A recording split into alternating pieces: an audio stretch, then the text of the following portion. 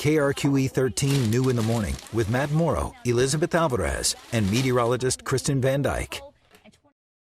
The National Institutes of Health report that up to 90% of all visits to primary care doctors are for conditions related to emotional stress. So, is emotional stress making you sick?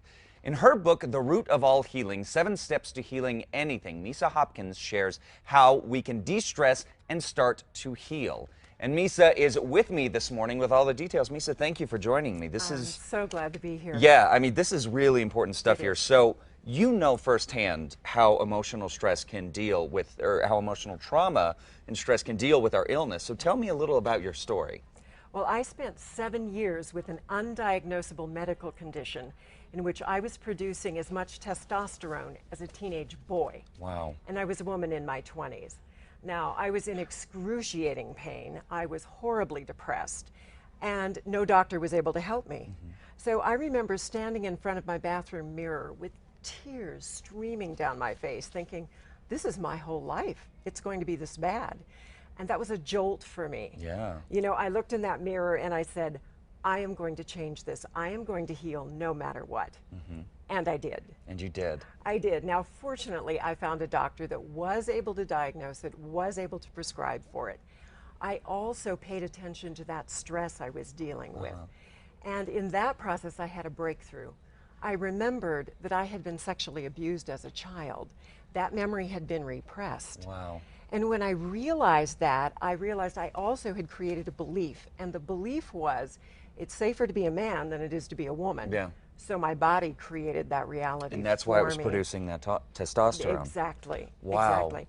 And since that childhood trauma, I had been living in stress all of those years and not even realizing it. Wow. Well, what are some of the indicators? Because, I mean, most folks, like you and I were talking about, when we're in the thick of it, we don't realize that we're doing it. So what are some of the indicators that we're living with this emotional stress that could be making us sick?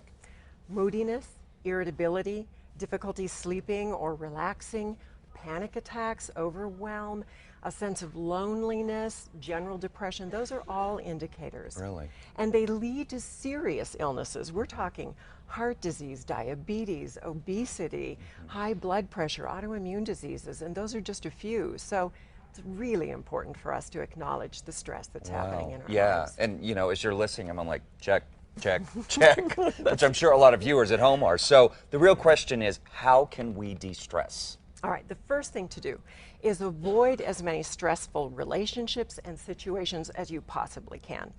Now, some stress is good in our lives. Excitement is stress, and that's fun.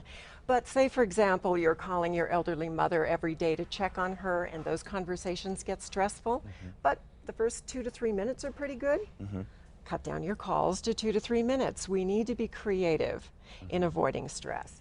Secondly, schedule time to relax so that it will actually happen, and exercise every day, because exercise, increases endorphins, which decreases stress, which allows your natural healing properties, your natural process to actually kick into gear for you. 3, be creative and have fun every day. Have you noticed it's really difficult to get stressed out when you're having a great time? Absolutely. All right, so do more of what you love. Okay. And 4, lower your standards. When we're emotionally stressed, we're usually really putting pressure on ourselves. So if we lower our standards, we will actually be able to achieve and accomplish more and enjoy our lives more. That's great. Last, talk to somebody you trust or a therapist about your feelings. Underneath your feelings, there are needs that want to be met, like being heard, being respected, being understood. When somebody's listening and they care and you're getting new perspective about your life, those needs are getting met. That's great. Well, now you have a free gift for our viewers, and I want to make sure that we get this, because we always like free gifts, especially with something like this. So how do we get it? What's the scoop? All right, there's a free report called Beating the Odds, 10 Beliefs That Can Short Circuit Your Healing, and it's available at my website, misahopkins.com. Misa is spelled M-I-S-A. Great, and as you see right there, folks, misahopkins.com. Well, this is great stuff. Thank you so much for sharing it with us this morning. Thank you for having me. Yeah, absolutely, absolutely.